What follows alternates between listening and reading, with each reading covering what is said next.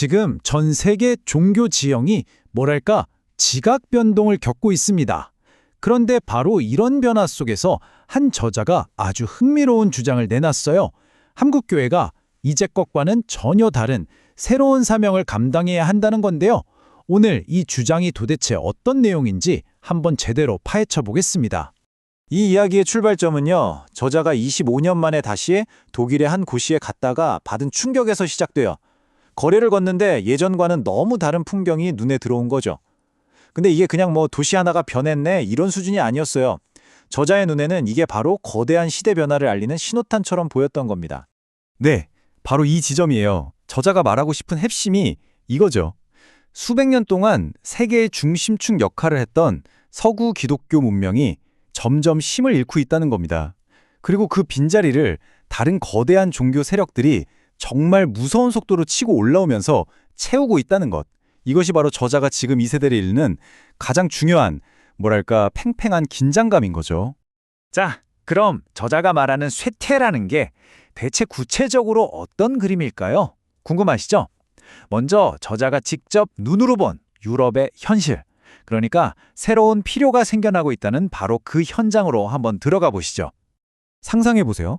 한때 신앙의 심장이었던 교회 건물이 이제는 박물관이나 창고, 심지어는 이슬람 사원으로까지 바뀌고 있대요.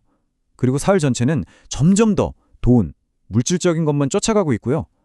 저자는 바로 이 상태, 이 거대한 영적 공백이야말로 지금 우리가 직면한 문제의 가장 핵심적인 부분이라고 딱 짚어내는 겁니다.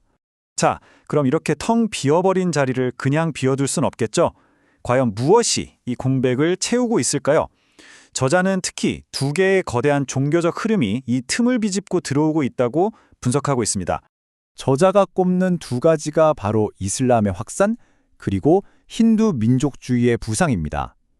근데 여기서 중요한 건 저자가 이 현상들을 어떻게 해석하는가 하는 관점이에요.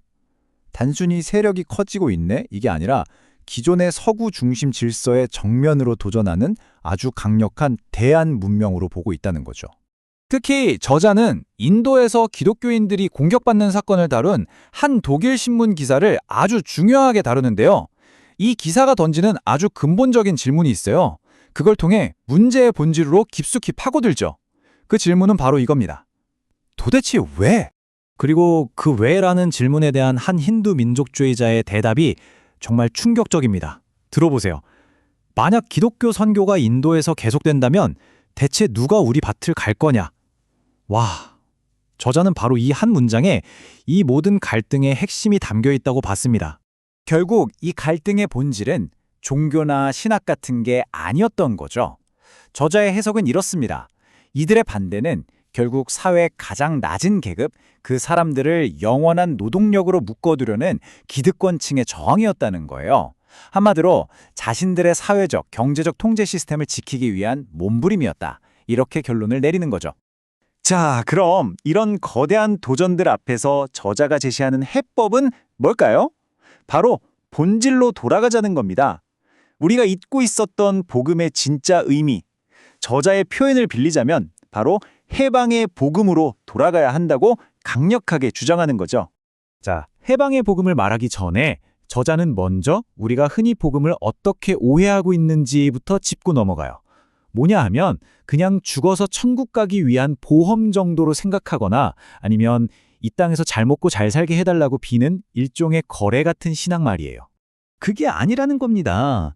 저자가 말하는 진짜 복음은 그런 게 아니라 바로 지금 우리가 발딛고 사는 이 현실 세계의 불이 억압과 정면으로 맞서 싸우는 힘이라는 거예요. 사회 구조 자체를 바꾸는 아주 혁명적인 힘이죠. 가장 약한 사람들 편에 서서 그들의 빼앗긴 권리를 되찾아주는 것, 이게 바로 해방의 메시지라는 겁니다. 그리고 이 엄청난 해방과 평등 사상의 성경적 근거로 저자가 제시하는 구절이 바로 이겁니다. 유대인이나 헬라인이나 종이나 자유인이나 남자나 여자나 다 그리스도 예수 안에서 하나다. 모든 경계와 차별을 허물어버리는 이 선언이야말로 복음의 심장이라고 보는 거죠. 자, 그런데 이런 해방의 복음이라는 게 그냥 이론에만 그치는 게 아니라 실제로 한 사회를 통째로 바꿔버린 사례가 있을까요? 저자는 멀리서 찾지 않습니다. 바로 우리 한국의 역사 속에서 그 가장 강력하고 생생한 증거를 찾아내죠. 한번 생각해 보세요. 불과 100여 년 전만 해도 남성과 한 상에서 밥도 못 먹던 여성들이 사회의 당당한 주체로 일어섰습니다. 양반과 상놈으로 나뉘었던 그 견고한 신분제의 벽이 무너지고 모든 인간은 태어날 때부터 평등하다는 사상이 뿌리내렸죠.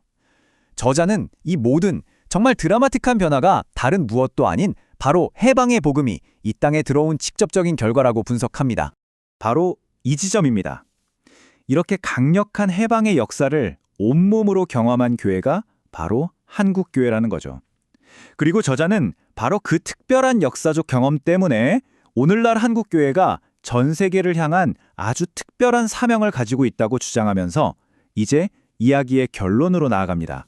그럼 저자는 왜 하필 한국교회를 지목하는 걸까요? 그가 보는 한국교회의 잠재력은 이렇습니다. 일단 선교 자원 면에서 미국 다음 가는 수준이고요. 신학을 공부하는 학생들도 엄청나게 많죠. 전 세계에 나가 있는 선교사 숫자도 그렇고 재정적인 규모도 무시할 수 없습니다. 그리고 무엇보다 그 특유의 뜨거운 기도 문화가 있죠. 이런 것들이 바로 한국교회를 이 시대의 새로운 주자로 만들 수 있는 잠재력이라는 겁니다. 저자가 제안하는 사명은 크게 두 가지입니다.